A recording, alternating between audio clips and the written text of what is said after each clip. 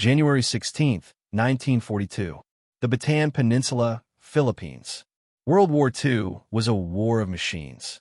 Airplanes, tanks, submarines. But on a dusty road in the Philippines, the United States Army looked like it was fighting the Civil War. Lieutenant Ed Ramsey sat atop his charger, a magnificent chestnut gelding named Bryn Awryn. Ramsey was 24 years old. Before the war, he was a polo player. He loved horses more than he loved people. Bryn Awryn wasn't just a transport. He was Ramsey's partner. He was a trained jumper, fast, intelligent, and brave. The unit was the 26th Cavalry Regiment, Philippine Scouts. They were the rear guard. Their job was suicidal: hold back the entire Imperial Japanese Army so that General MacArthur's forces could retreat to Bataan. Ramsey adjusted his stirrups. He wore a flat-brimmed campaign hat and carried a Colt .45 pistol. He had no anti-tank weapons. He had no armor. He looked down the road toward the village of Morong. Scouts reported a massive Japanese force moving in. Infantry, trucks, and Type 95 Ha-Go tanks. "Lieutenant," a sergeant whispered. "They're crossing the river." Ramsey patted Bryn Awryn's neck. The horse twitched his ears, sensing the tension. Ramsey knew that if he dug in, the tanks would shell them to pieces. He made a decision that defied 20th century logic. "We don't wait," Ramsey said. "We charge." Ramsey drew his pistol. He didn't have a saber. He raised the gun high. "Platoon, gallop!" "Oh!" The command echoed through the jungle. 27 horsemen kicked their mounts. The sound of hooves thundering on the hard-packed dirt sounded like a drum roll. They burst out of the jungle and into the village of Morong. The Japanese soldiers were crossing a bridge. When they looked up and saw cavalry charging them in 1942, they froze. It was a psychological shock. Their brains couldn't process it. They expected jeeps. They saw cowboys. Ramsey was in the lead. Bryn Awryn was galloping at 30 miles per hour. A Japanese officer tried to raise his sword. Ramsey fired his .45. The officer dropped. The cavalryman smashed into the Japanese infantry like a bowling ball. Horses trampled men. Riders fired pistols point blank. It was chaos. But then the tanks woke up. A Japanese Type 95 tank turned its turret. The machine gun chattered. Bullets zipped past Ramsey's head. Bryn Awryn didn't shy away. The horse was a war horse. He galloped straight at the metal monster. Ramsey saw a Japanese truck blocking the road. "Jump!" Ramsey shouted. Bryn Awryn launched himself into the air. For a second, horse and rider were flying over the heads of the Japanese. Ramsey fired down at the truck driver while midair. They landed on the other side and kept running, breaking the enemy line. The Japanese were in total disarray. They thought they were being attacked by a massive force. They retreated. The 26th Cavalry had won. They had stopped the advance. Ramsey pulled on the reins. Bryn Awryn skid to a halt, chest heaving, sweat foaming on his coat. Ramsey checked the horse for wounds. Not a scratch. "You crazy bastard," Ramsey laughed, hugging the horse's head. "You magnificent bastard." It was the last cavalry charge in the history of the United States Army. And it was a victory. But the victory was short-lived. The retreat to Bataan had begun, and the jungle was hungry. February 1942. The Bataan jungle. The glory of the charge faded quickly. The U.S. Army was trapped on the Bataan Peninsula. 80,000 men, cut off from supply. The Japanese blockaded them. No food, no medicine. The cavalry horses were no longer charging. They were pack animals, hauling ammunition through the mud where trucks couldn't go. Ramsey walked beside Bryn Awryn.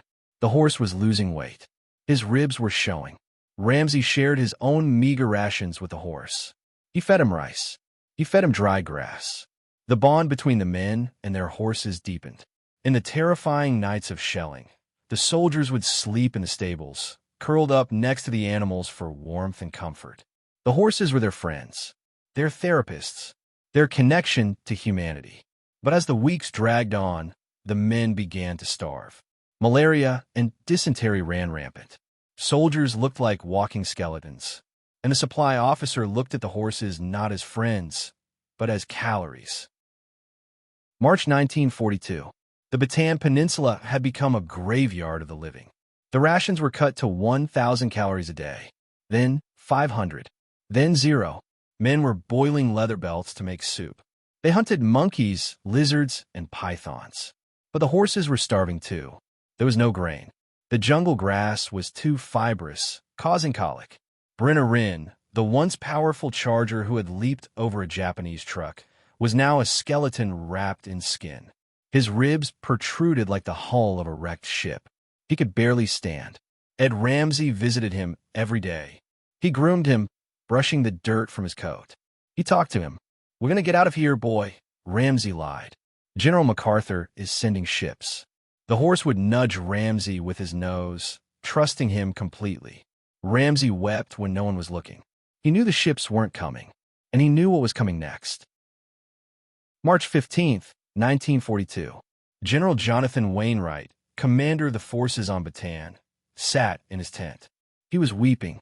He had received a report from the quartermaster. The food was gone. The army would collapse in 48 hours unless protein was found. Wainwright was a cavalryman himself. He loved horses. With a trembling hand, he signed the most painful order of his career. The 26th Cavalry Regiment is hereby ordered to slaughter its mounts for food. The order went down the line. When it reached the 26th Cavalry, the men revolted. "No," a sergeant screamed. "I'd rather starve. I'd rather shoot myself." Grown men, who had killed Japanese soldiers without blinking, broke down in hysterical tears. They hugged the necks of their horses, begging the officers to reconsider. But the officers had no choice. It was the horses or the men. Lieutenant Ramsey walked to the picket line. Bryn Awryn nickered when he saw him. The horse thought he was bringing food. Ramsey couldn't do it. He couldn't pull the trigger.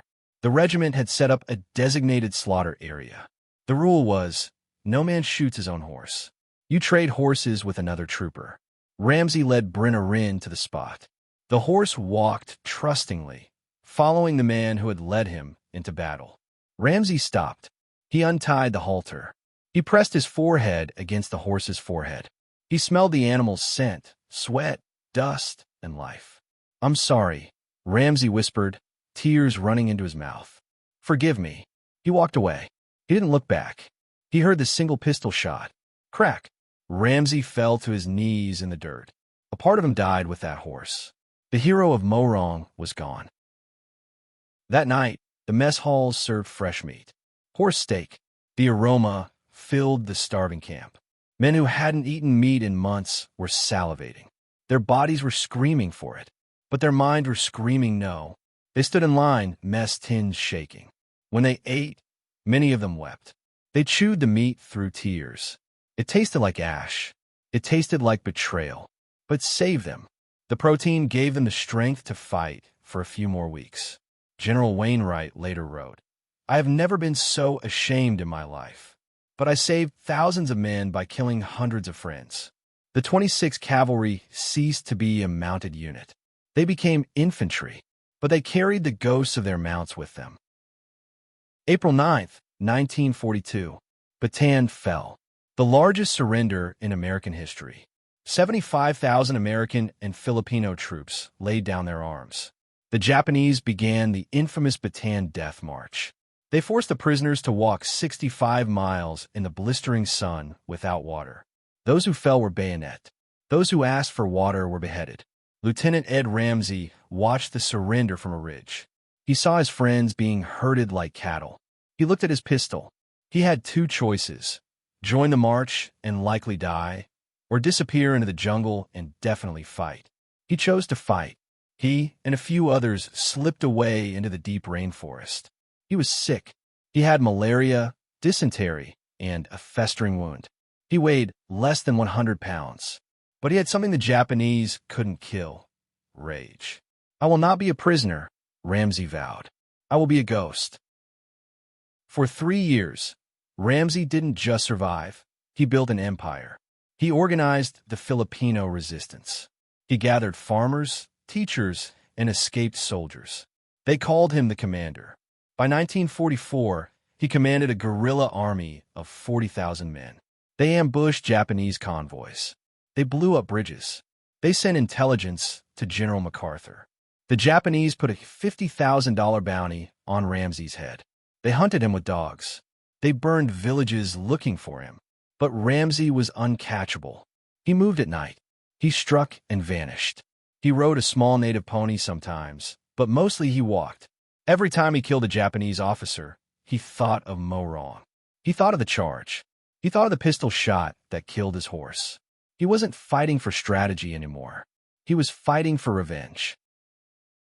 January 1945. General MacArthur returned. The U.S. Army landed on Luzon. As the American tanks rolled into the village of Tarlac, they were stopped by a strange sight. A man walked out of the jungle. He looked like a skeleton. He was covered in tropical ulcers. He had a beard down to his chest. He walked up to the lead tank. "I am Lieutenant Colonel Edwin Ramsey," he rasped. 26th Cavalry. The tank commander couldn't believe it. Ramsey was listed as missing presumed dead since 1942. Ramsey didn't ask for a medal. He asked for a stake. He was awarded the Distinguished Service Cross and the Silver Star. General MacArthur personally shook his hand, saying, "You stayed when the lights went out." Years later, an old man returned to the village of Moron. Ed Ramsey walked to the bridge where he had led the charge. The village was peaceful. Kids were playing in the river. Ramsey closed his eyes. He could hear it again, the thunder of hoofs, the smell of sweat and leather, the sound of his pistol firing, and he could feel Bryn Awryn beneath him, strong and alive. The 26th Cavalry was the last of its kind. The era of the horse soldier died that day in 1942. But in the history books and in Ramsey's heart, they are still charging, galloping straight into the tanks, unafraid, unbeatable. If this story of the last cavalry charge moved you, hit that like button. Subscribe. We keep the memory alive. Ride on, Bryn Awryn. Ride on.